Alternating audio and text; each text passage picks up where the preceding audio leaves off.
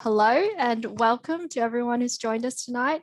Thank you so much for coming. So this is the third webinar in a series of webinars that we're delivering this year for our shareholders and supporter community about the shareholder advocacy work that we do. But before I begin, I'd like to acknowledge the traditional owners of the land on which this meeting is taking place. So I'm dialing in from Sydney and I'd like to acknowledge the Gadigal and Bidjigal peoples of the Eora Nation. And I'd like to pay my respects to elders past, present and emerging. So my name's Vanessa. I work in our shareholder engagement team here at ACCR. And I'm joined tonight by our shareholder engagement lead, Emma Batchelor, as well as our Australian climate team lead, Harriet Cater. For those of you who know or have been to our previous webinars, you'll know that they're structured in two parts.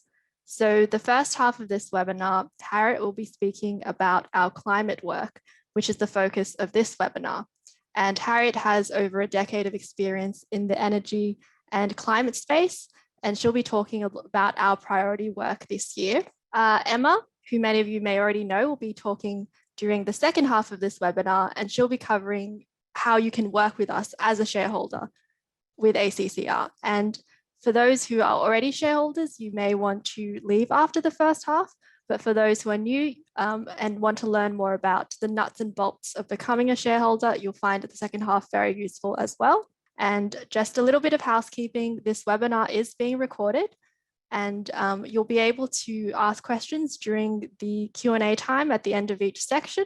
But if you do have any questions, feel free to pop them down in the Q&A chat below, and we can try answer them either as we go or at the end of each section. And before we begin, I'm just going to give a little quick rundown of what ACCR is and what we do. So we're a research and shareholder advocacy organization, and we do research and engage with companies on a number of ESG issues, including workers' rights, human rights, cultural heritage, and of course, climate. And so you'll learn more about what all of this means in practice throughout this presentation. So with that out of the way, Harriet, I'm going to pass on to you to kick off the presentation tonight. Thank you very much, Vanessa. Hello, everybody. As mentioned, I'm Harriet. I'm the climate lead for our Australian climate program here at ACCR. I'm dialing in from Canberra on Ngunnawal and Ngambri country. I also acknowledge the traditional owners where I am and pay my respects to their elders, past, present and emerging.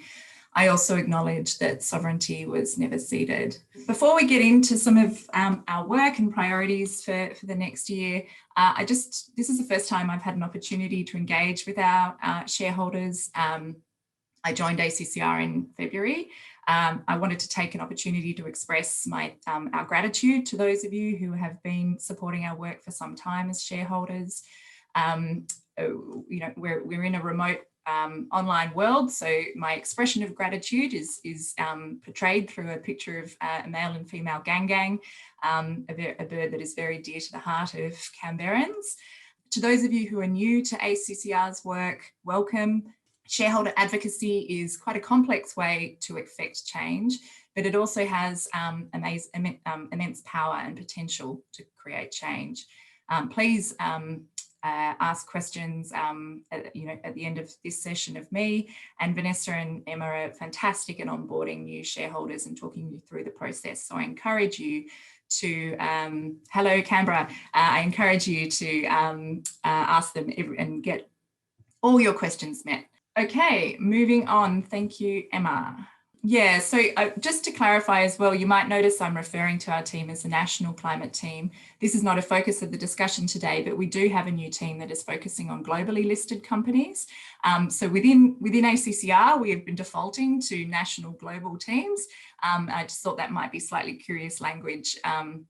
Hence why I'm just providing that context. Yeah, our goal in the National Climate Team is to see listed Australian companies taking material effective steps that support a safe climate and a thriving natural environment. Those of you, just pulling out those words, safe climate, I'm sure a lot of you are seeing what's happening across the Northern Hemisphere at the moment in terms of extreme heat and wildfires and flooding, perhaps reflecting on the climate impacts that we've experienced here in Australia in summers not so long ago, and perhaps the summer that's coming up, what might be waiting for us as well.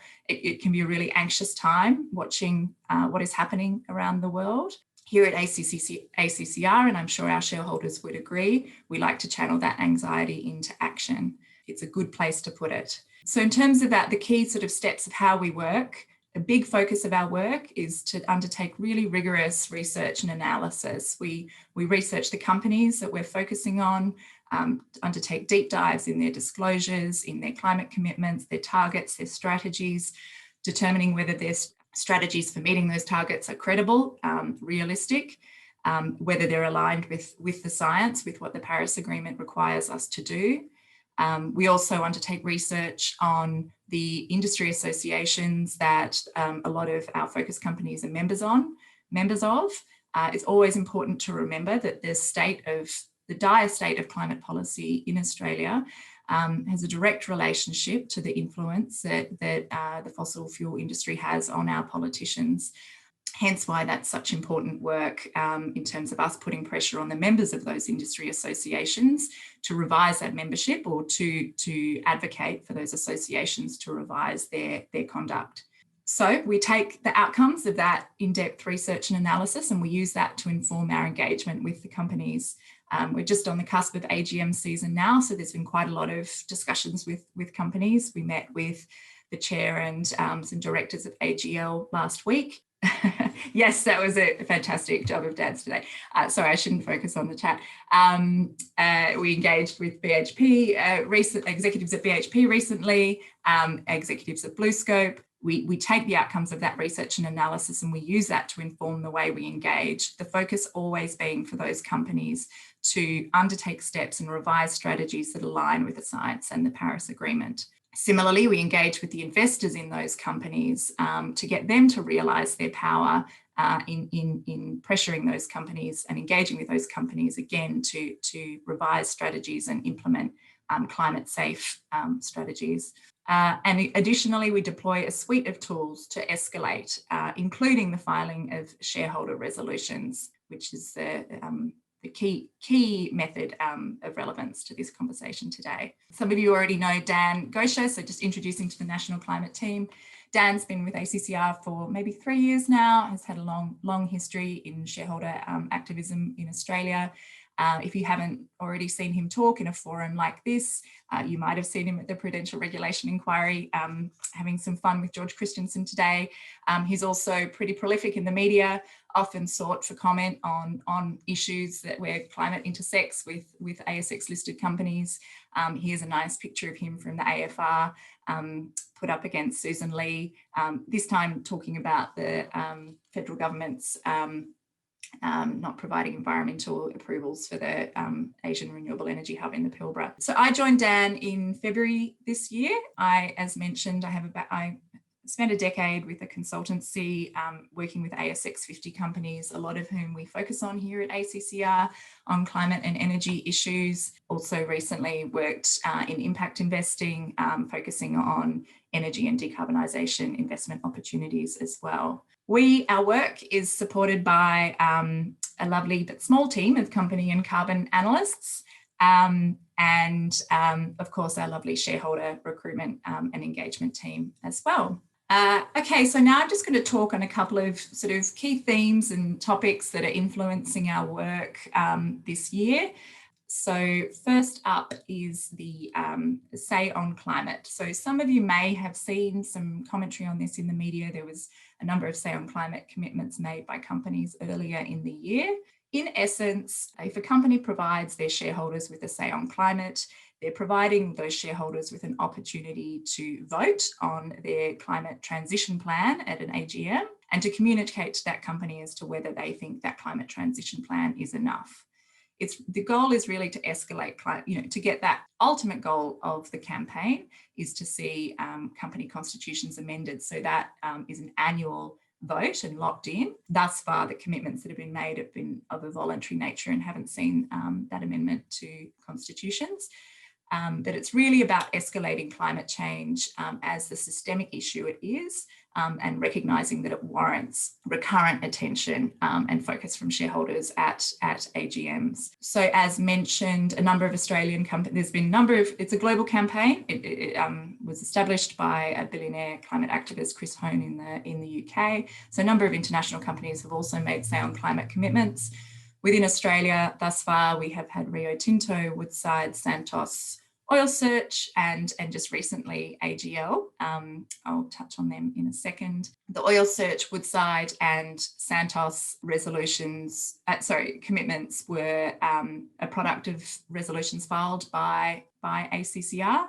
We certainly engaged with Rio Tinto on the Sound Climate campaign. AGL was a bit of a surprise, and I think this may address the question that has just been asked, but I can't, they're popping away, so I'm not getting to see them in full. So we, Sound Climate isn't the only focus for the ACCR's climate team. It isn't exclusively what we are filing on in the next 12 months. We develop our resolution strategy based on the specific set of circumstances for companies and whether they have sort of a pressing set of alternative considerations. So a good example of that is AGL. They've made a Sound Climate commitment voluntarily, not as a consequence of ACCR filing. We didn't file Sound Climate with them because we are of the view that AGL doesn't really have time to wait another year or two potentially to provide their shareholders with a vote on their climate transition strategy. They're in a world of hurt as a consequence of their direct exposure to climate transition risks, particularly the high penetration of renewables in the NEM and the impact that's having on electricity prices. So they need to really address that here and now. So we filed at AGL seeking them to commit. People may not be aware that as a consequence of AGL's hardship, they are looking to demerge the company to break out their fossil fuel heavy coal generators into a separate entity known as Accel Energy. And then the retail arm will remain under the AGL Australia banner. So what we have filed at AGL this year is seeking that those two companies, as part of the demerger documents and scheme that shareholders will be voting on, a commitment will be made that both of those companies will have strategies that are aligned with the Paris Agreement and with climate science. And so for Accel, that holds the coal-fired generators, that would involve closure of those generators by 2030. Climate, this is sort of more contextual information that is having an influence of our work in different ways. Huge diversity of climate litigation is on the rise. We are seeing it in all forms, either behind the scenes or the highly successful cases that are hitting the media. Perhaps the most notable one in recent times is the Sharma versus the Minister for the Environment. That was a decision handed down in the federal court, which found that the federal Minister for the Environment has a duty of care to young people when making decisions and environmental approvals under the Environmental Protection and Biodiversity Conservation Act. This has particular ramifications for fossil fuel industry players, the coal industry and oil and gas particularly. Most of those proposed big proposed expansion projects and new projects trigger the need for approval under the EPBCA Act. Our view is this introduces some really interesting uncertainty in the marketplace around the potential for fossil fuel companies to expand. It may have a bearing on valuations. We are aware that the government has already commenced to appeal that decision. Great look at running an appeal that you don't have a duty of care to young people in the lead up to a federal election. But you know, if that appeal is successful, I'm not a lawyer, but we have heard that it was a very cleverly worded decision, so it's not guaranteed that appeal will be successful. If it is, then it could easily move to the High Court, and we are looking at therefore 2-3 years of quite significant uncertainty for the expansion of the fossil fuel industry in Australia. So that's, has a direct bearing on a number of the focus companies for ACCR, will have a strong influence on our expectations around what they are disclosing to the market, both in their annual reports and in their climate change reports, and whether they are honestly fronting up to their exposure to these rising waves of litigation risk. I think I touched on earlier the pervasive influence that industry associations have on Australian climate policy and the connection that has with our focus companies, as they are members of those industry associations. ACCR often files at companies on industry association memberships and undertaking reviews of those associations and their conduct and whether it is in line with the Paris Agreement and the supposed commitment that companies have to the Paris Agreement. We have worked a lot, not myself, but certainly Dan and Bryn have had a long running focus on the conduct of the Minerals Council and the Business Council. And we're really increasing our focus now on APIA, the Australian Petroleum Production and Exploration Association. They've claimed in their annual report that, you know, the gas-fired recovery was sort of the product of, was a win for them and a product of their work. And we're seeing the funneling of a huge amount of taxpayers' money now into the oil and gas industry as a consequence of that, which introduces a whole range of challenges for our capacity to meet our climate commitments. So yeah, we are certainly contemplating some filing strategies relating to APM members this AGM season and for the start of the next early mini AGM season, start of next year. So without fully disclosing, you know, our strategy for the next, for this AGM season and over the next sort of 12 months, I'll just flag that these companies are the primary ones that we're really focusing on, the heavy emitters. Macquarie Group, we've added there just because they have a number of exposure to the points of exposure and investments in the oil and gas industry in a number of ways. So if you happen to be a shareholder of any of these companies, please get in touch with Vanessa and Emma. For some of them, we already have sufficient shareholdings to be in a capacity to file, but just because we have that today doesn't mean we have it tomorrow. It is a constant process of maintaining the shareholder numbers to enable us to file resolutions. So please do reach out. I will emphasise, however, that of the sort of more high priority companies in the immediate term, Origin Energy and South 32, if you happen to be a shareholder in those companies, please reach out to Vanessa and Emma ASAP. And for Incitec Pivot, we have a little bit more time, but it would be fantastic again if you could reach out to them sooner than later. Yeah, that would be fantastic. Well, that's the end of my formal presentation. I think there have been some questions. So happy, Vanessa, you're going to bounce them off. Thanks, Harriet. Yeah, we've just got a question from Michael who says, what is the difference between ACCR and Market Forces? So Market Forces has traditionally been a divestment campaigning organisation. So engaging with retail, customers like you and me to divest from our superannuation that has exposure in fossil fuels, or banks that are financing fossil fuels. More recently, Market Forces has also started to file resolutions at companies that we are also looking at. So, in some ways we have some similarities. We certainly talk regularly and respect each other's work. And just another question, what are your views regarding Say on Climate resolutions where companies put all climate related business at the end of the meeting so it doesn't bother the important issues for the meeting and the current bulk of the shareholders who aren't engaged on this vital issue? Well, for a resolution, a Say on Climate resolution, there will have to be a vote. So the job is ours in terms of engaging with shareholders, institutional investors in the lead up to those votes. Our intention is to develop sophisticated and detailed analyses of climate transition plans that are being put up for the vote, and to ensure that investors are armed with enough information to make the right decision in that voting when they place their vote at the AGM. So in the for Say on Climate votes, I appreciate frustration around climate perhaps not being prioritised in the agenda at an AGM, but the work is really going to be in the weeks leading up and when investors are making their voting strategies. And another question regarding Say on Climate. Were all other companies on that slide besides AGL subject to a Say on Climate resolution filed by ACCR?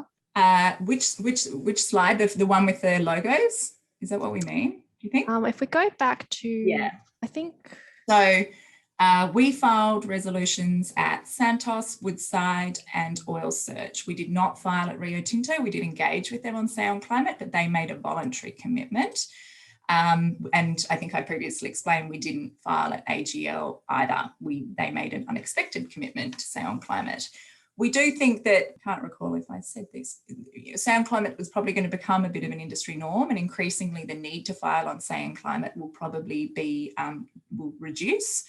However, there are some companies who are significant laggards and really do want to pretend like this is all going to go away, for which filing certainly is a useful option to have.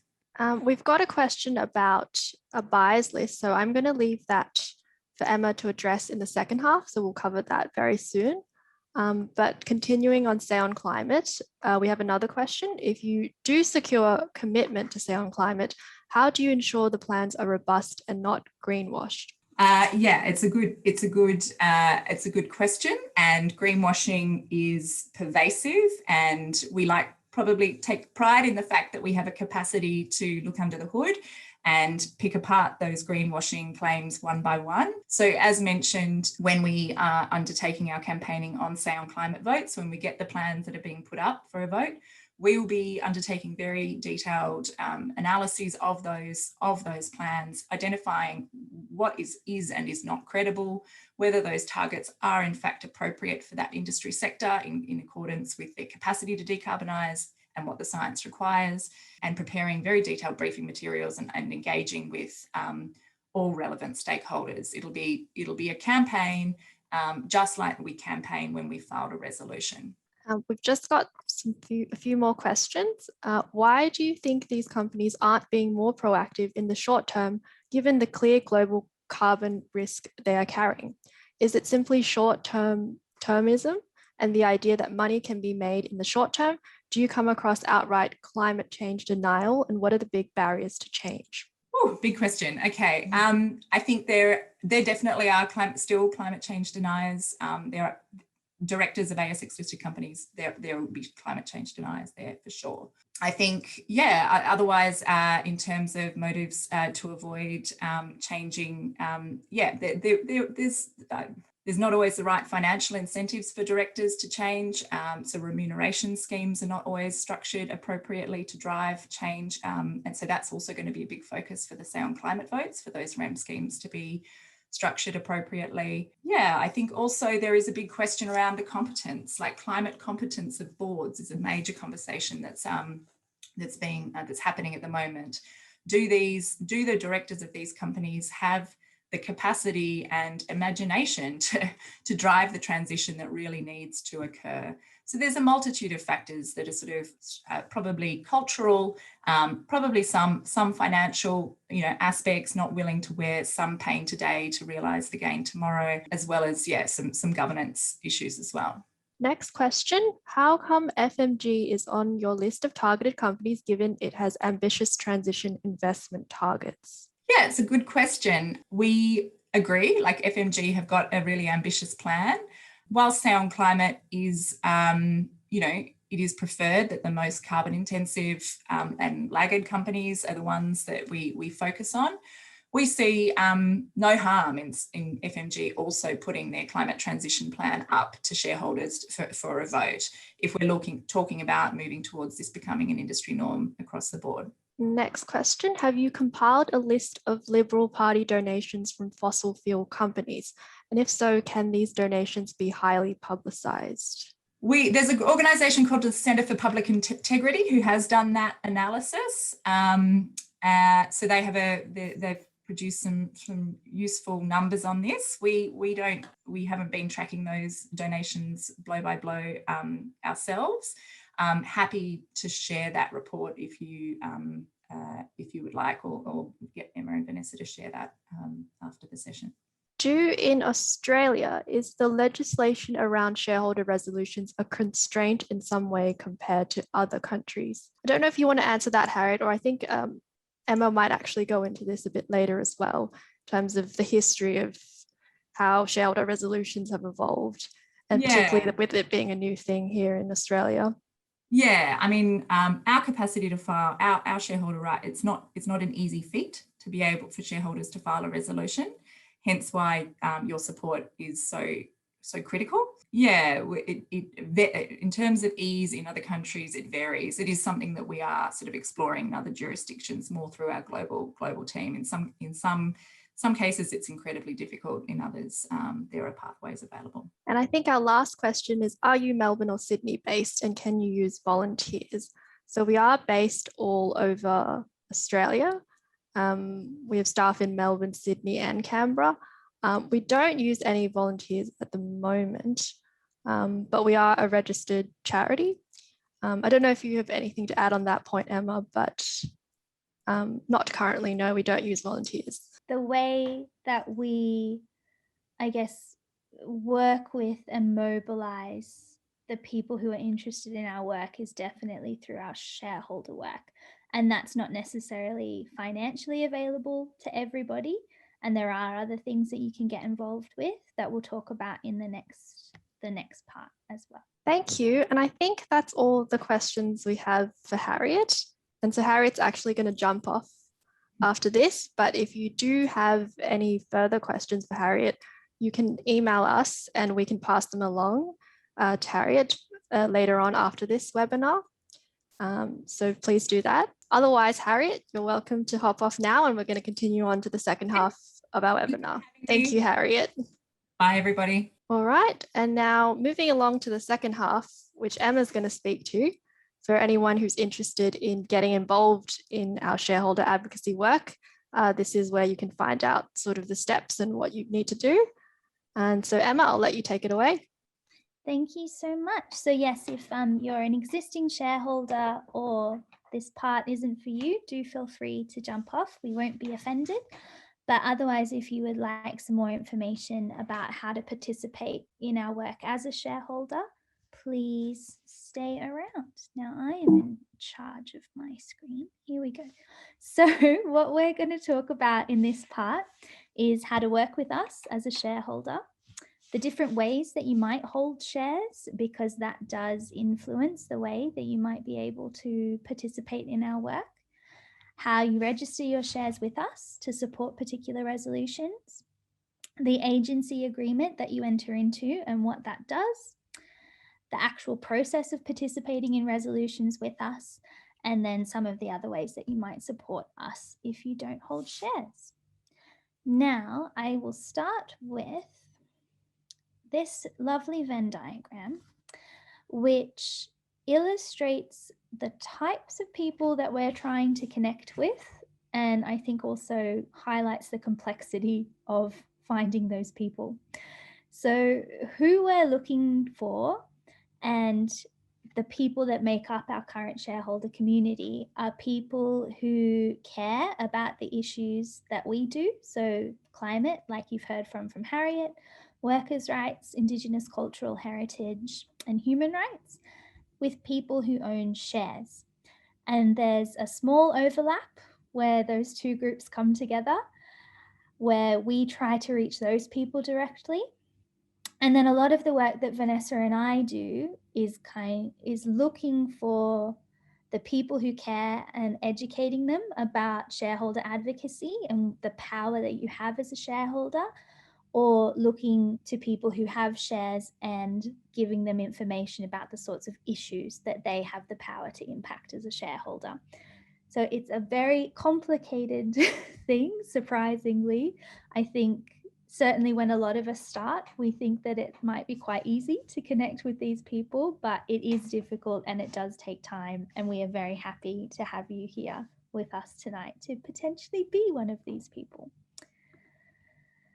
So to give you an overview of what we do and what Harriet's talked to you about, but from the perspective of a shareholder, we have this wonderful comic strip that was drawn and put together by one of our shareholders. Her name's Holly, and she is a young public servant. She's also an illustrator and graphic designer. And she has a modest portfolio of shares that she has registered with us and participates in a lot of our resolutions. So what we're showing here is a couple who have shares. They work with a financial advisor and they need the income that they make from their shares, but they're also thinking about climate, thinking about the impact of the companies they're invested in, and hope to be able to align those investments with their values in some way. So their advisor very kindly puts them in touch with us. And we then can facilitate them using their existing holdings to be able to support resolutions. So they've registered their shareholdings with us. And in the meantime, we're doing exactly as how Harriet outlined. We're conducting research, we're engaging with companies. It's less so in our climate work stream, but more so in our justice work stream. So in workers' rights and human rights, that we engage with affected community and are really led by them in terms of the companies that we should be engaging with and the kind of work and change that they need to see. Vanessa and I are facilitating people signing up and preparing all the paperwork that we need to be able to file a resolution with a company. And then once that resolution has been accepted and appears on the notice of meeting, we will attend that meeting and we will speak to the resolution. We'll also do a lot of work behind the scenes, as Harriet alluded to as well, mobilizing other shareholders, particularly institutional investors like super funds and large managed funds who might be invested in the company, to vote in favor of the resolution. And then all shareholders will also have an opportunity to ask questions about that particular resolution. And then we tell you all the good news about what we've been able to achieve through your participation. So it's quite a light touch effort for our shareholders. We have some shareholders who are more actively engaged in our work than others. For some, it's enough to know that their current investments are being used to, I guess, open up this doorway to affecting real company change. And they're just happy to know that that's happened and to know what happens afterwards. We have other shareholders who will attend AGMs, who will ask questions, who will engage with companies kind of throughout the year as well on issues.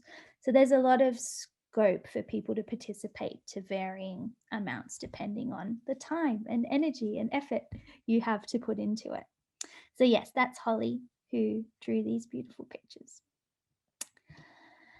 The big problem that we have when we're speaking to people about this kind of work and how they might participate in it is knowing how they hold their shares. There's two main ways to hold shares, and it's direct ownership and indirect ownership. If you have superannuation, that's an example of a indirect ownership, where you are what's called the beneficial owner of those shares. So you don't have rights to choose kind of what shares are bought.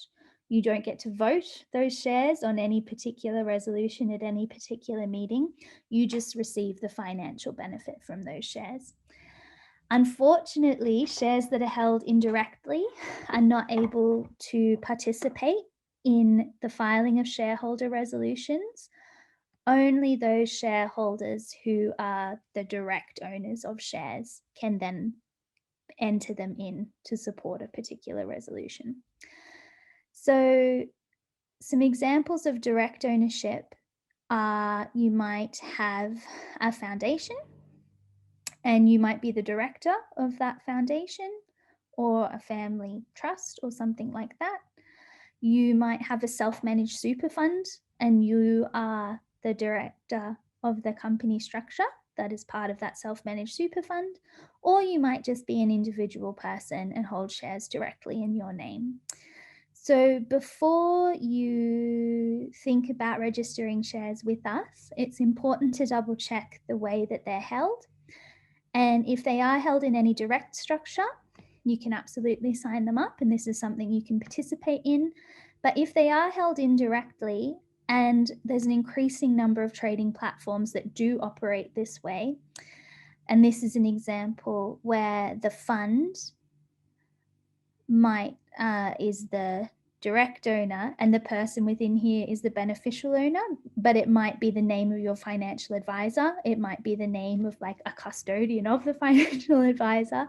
So if you can't identify that those shares are yours with your name on them, or are in the name of something you control, you won't be able to participate.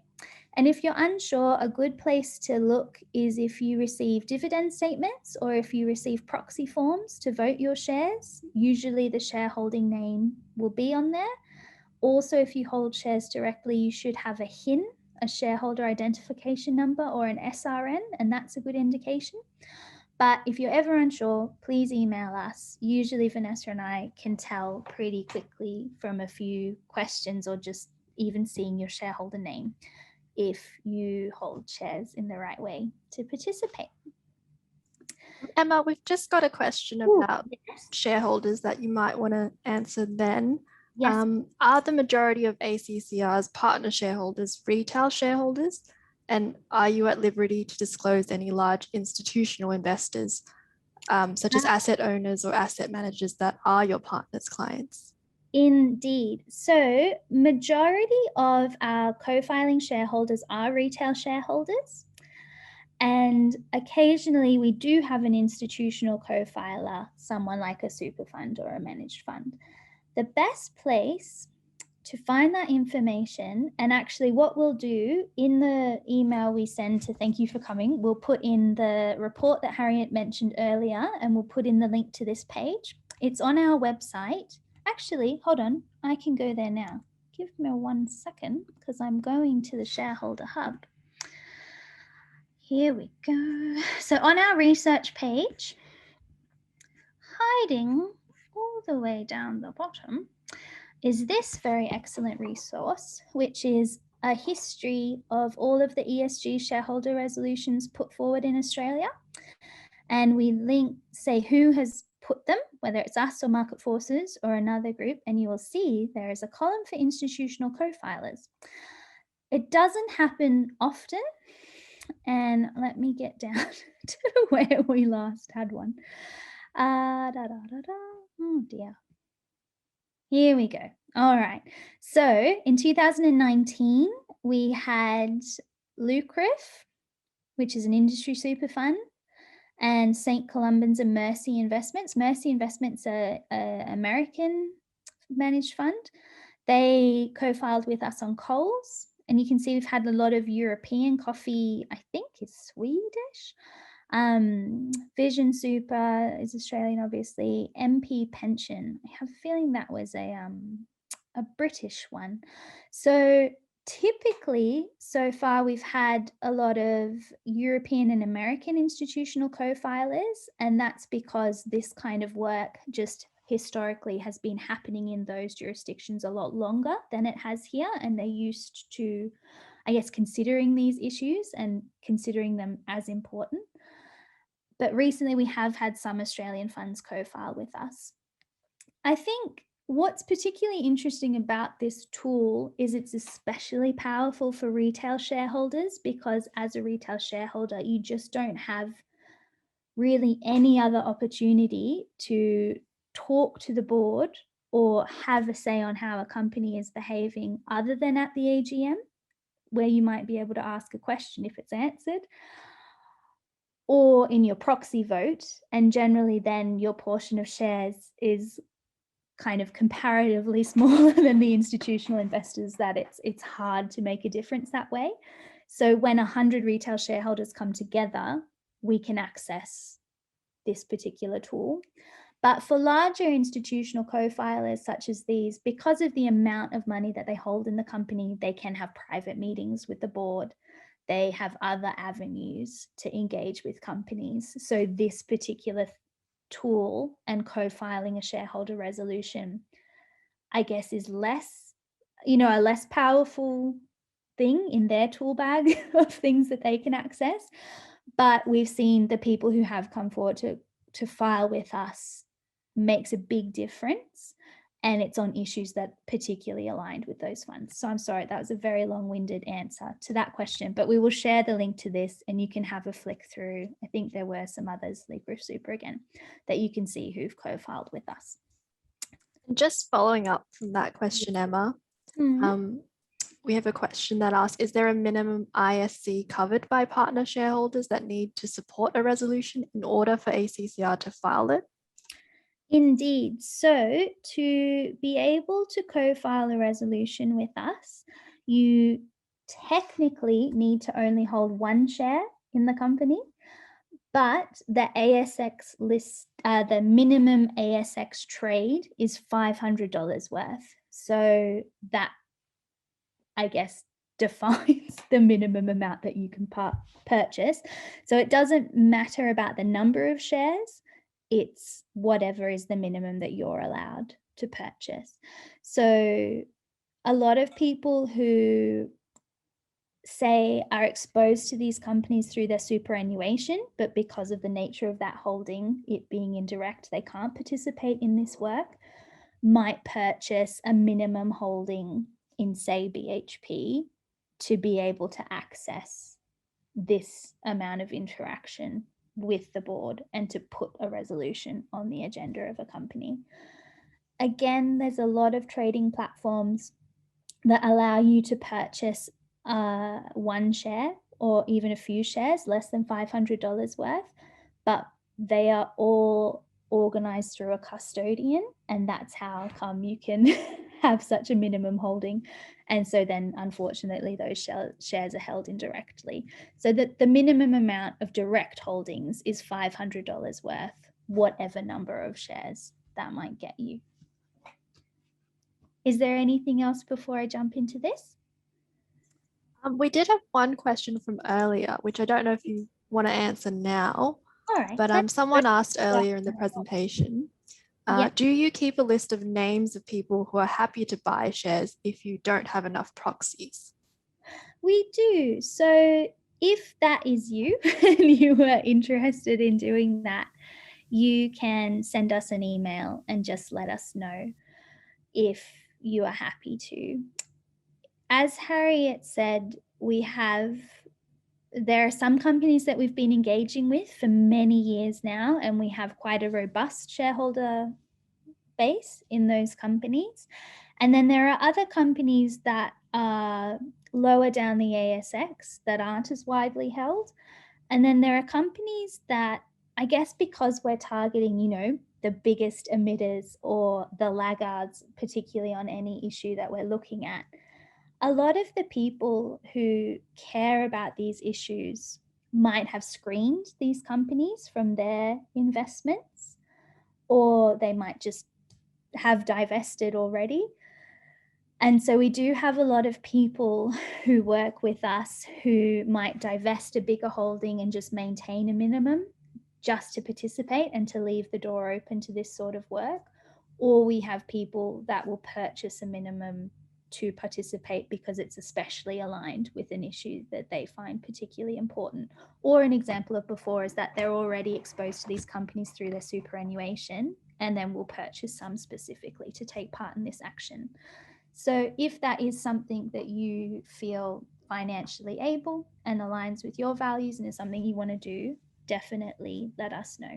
And then we can let you know kind of what the most pressing of the companies is. All right, so let me take you through the hub. If you hold your shares directly and you would like to register them with us, if you come to our website, our shareholder hub is just over here in purple. So you come here and you can register your holdings with us. Now, we are at a very interesting time in our shareholder hub in that we are currently migrating our database to a new database that is going to give us a lot more functionality to be able to interact with our shareholders and how we securely manage your information. So at the moment, you are registering your shares via this form, and in a couple of weeks' time, we'll have our new forms up and running, and they will allow you to also log into your holdings and to be able to manage all your information yourself. So at the moment, this is our form. So you can come here. There's just a little bit of information, all the things we've been talking about. You can pop in your details and ask if you'd like to have a call. And so if you have any particular questions, or you're not sure how your shares are held, or if you just like some more information about the process of filling out this form, just arrange for a call, and either Vanessa or I will call you and have a chat. We can do the form together or just answer any of your questions. But if you're happy to enter your information through the form, will it let me without going? No. Here we go. So, oh, it's very helpful if you tell us how you found out about us. As I mentioned at the beginning with the Venn diagram, it's just a very tricky thing to find people who both care about our issues and hold shares. And we are doing a lot of different things to try and connect with those people. We run some advertising, we do events like this, we work with other partners, we work with financial advisors who might recommend their clients participate with us. So it's really helpful if you don't mind telling us, so that we know what's working and where we might find other people. So I've said webinar. Now, this is the information that we need from you to be able to lodge a resolution with a company. And we only ask for the minimum amount of information that's necessary to do that. And we store all of it securely. And I'll just take you through each thing. So the name of the shareholding entity is what we talked about before. The postal address associated with the entity. So before we file a resolution, we will go to the share registry office where the share register is kept of the company, and we will double check everyone's information to just make sure it's correct and to make sure it's up to date. And when we file a resolution with a company, the company itself instructs its share registry office to double check everybody as well. So we kind of go first, do all the hard work, make sure everything's right, so there's no chance that you can be discounted from your participation.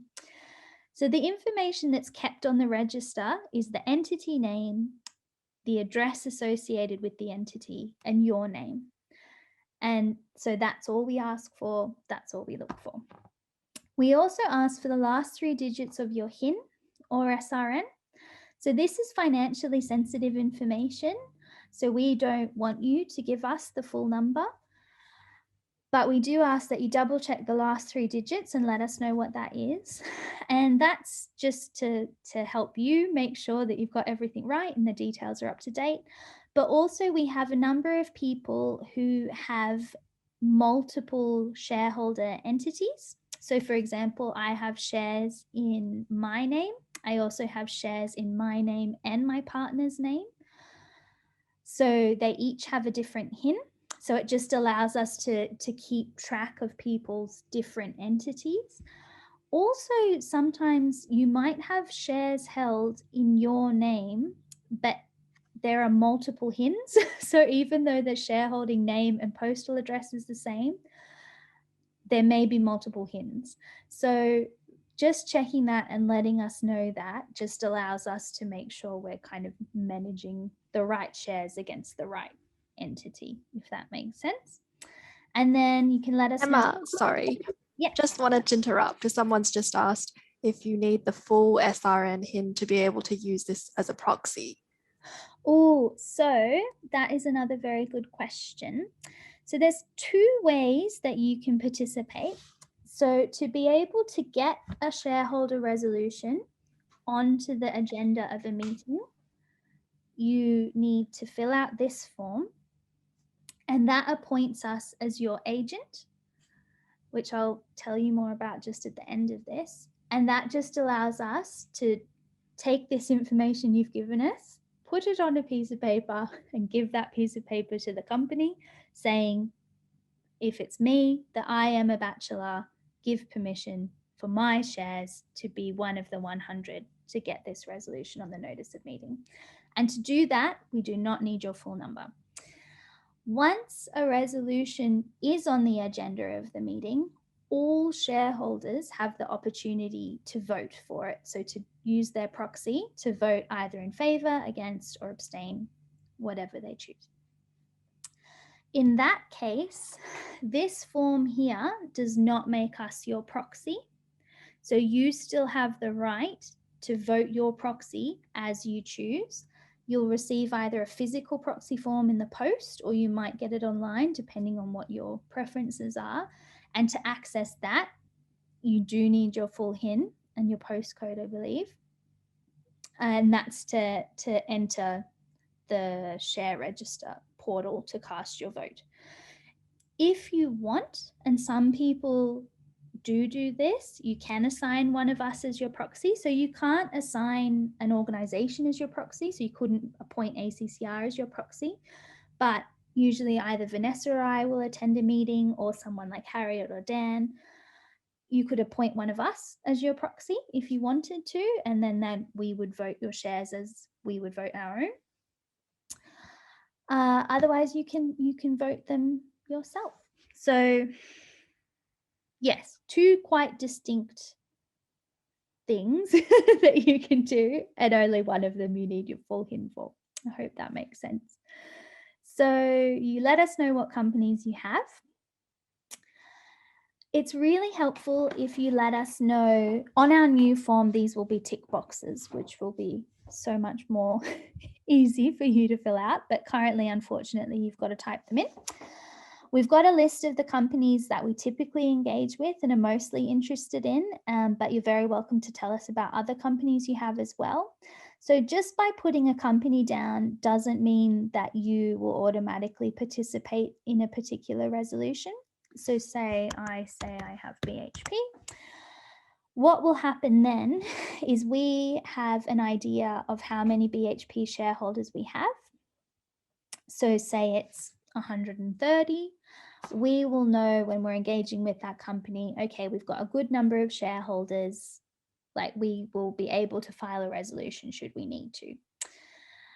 If it's a company, like say again, it's BHP, but we only have 40 shareholders down, we would know, okay, like we might be able to put a resolution, but we've got some work to do to find some more shareholders to make that possible.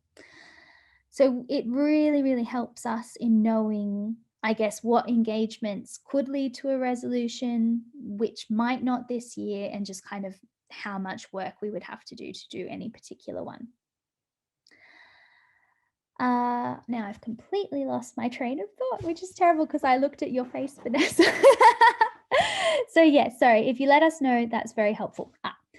But if we were to actually put a resolution to BHP, what we would do is send you an email with an outline of what that resolution looks like, what it will be about. So at the moment, we're preparing to file a resolution with them, which is why they're on my mind. That's on climate. It's about lobbying, which Harriet talked about earlier, but also our partners in our Indigenous cultural heritage work are engaging with BHP on native title. So there may be a resolution about that too. So we let everyone know who's let us know they have BHP, what the resolution might look like, and then you have a chance to opt out if you'd prefer not to be a part of that resolution. It doesn't happen a lot because a lot of the people who register with us do so because they in principle agree with the type of work that we're doing. But you absolutely have the chance if you think that a resolution is not something you're interested in thematically, or you just don't think it's the right thing or the right time, you just let us know and you don't have to participate and we'll remove you. The other thing is, so as I mentioned before, some people might have multiple shareholding entities, so you can absolutely enter them in at the same time on this form. I won't go through the rest of this form, but at the end, what you do is you say you agree to appoint us as your agent. And as I said before, all that allows us to do is lodge a resolution on your behalf and take care of the paperwork that is involved in that. So I'll just regarding the multiple entities, Emma, yes. someone's also asked about just regarding the minimum number of shares. Can one buy a minimum parcel of $500 worth of shares and then transfer individuals or smaller parcels of shares to family and friends Yes. to get more shareholders? Technically you can, but it's a real like legally pain in the butt. So if you were willing to do that, you can, but it is hard. I think it was 2 years ago, we gifted a single share in Santos and a single share in Woodside to a number of the climate strike kids so that they could participate in the resolution and then could access the AGM as a shareholder and ask questions of the board. But it is difficult. So it would really depend on, I guess, who you were working with and the platform that you were on as to the ease of it.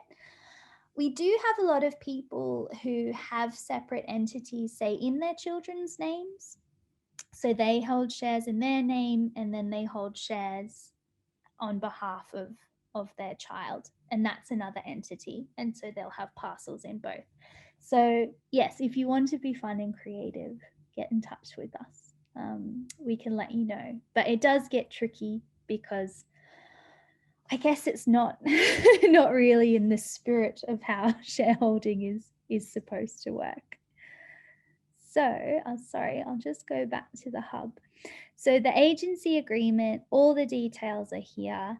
If you want to read it, it's got it all in. But as I said, we have no control over your shares. We're not your proxy. We cannot vote them. We can't do anything to them. They are yours.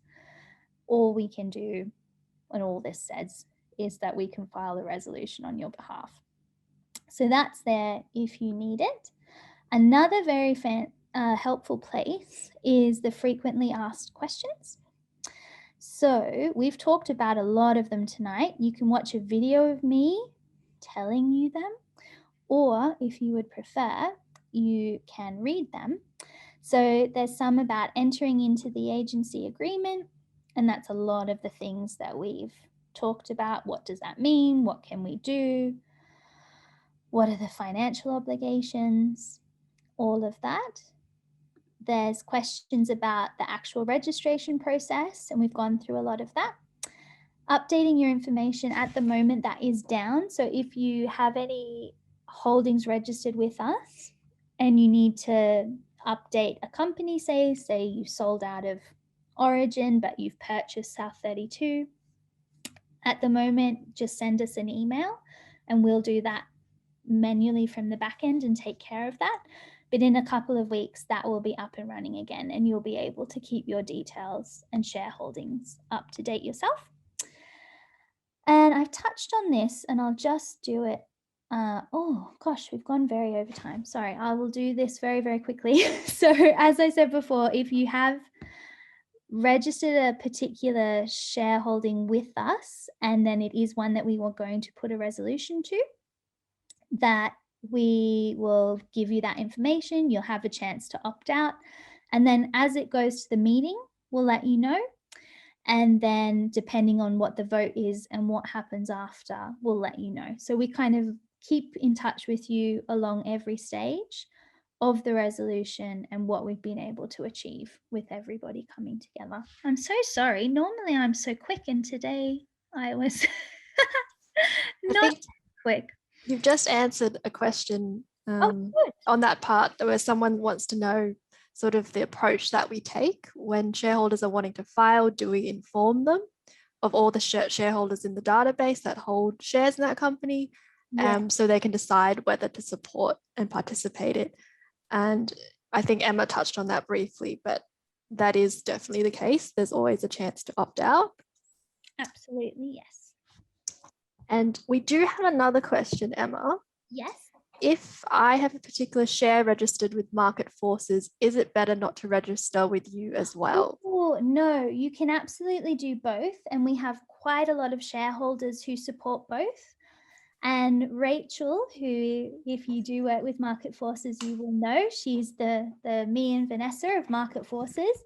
We are in touch with each other all the time, and we really do the best we can to make it easy for shareholders to participate in both of our work. As the years have gone on, we've been trying better to make sure that we're not targeting the same companies all the time, and where we are, that we're very coordinated in what those asks are. So I think Harriet alluded to that earlier on with that particular question, that there's certainly at that level, and the people kind of working on the strategy, working on the company engagements, do a lot of work together between ACCR and Market Forces to make sure that that makes sense and that it's powerful and that the work supports each other. And then Rachel and I then work together as well to make sure that it's easy and makes sense for people. So you can absolutely, if again at the moment, actually BHP, we're both doing BHP. So our resolution is on lobbying and membership of industry associations and cultural heritage. And the Market Forces resolution is on decarbonisation. So we've done a lot of work together to make sure that they complement each other. And we have a lot of shareholders who are registered to both. So you can do that. And also Market Forces is a climate-based organisation. That's what their resolutions are about. We have multiple work streams and look at multiple thematics. So if that's something you're interested in too, then you can support those kinds of resolutions with us as well. Thank you, Emma. And I think that's all the questions that we have tonight. Wonderful. So yeah, if there's nothing else, we can end it here. Thank you so much for everyone who joined tonight. Yes, If you do have further questions, you can email that email on the screen and Emma and I will get in touch with you. And we're always happy to chat if you'd like. Yeah, and thank you so much for coming. And I hope you all have a lovely night. Thank you so much. Sorry for running late, but we really appreciate having you here, and absolutely get in touch with us if you'd like.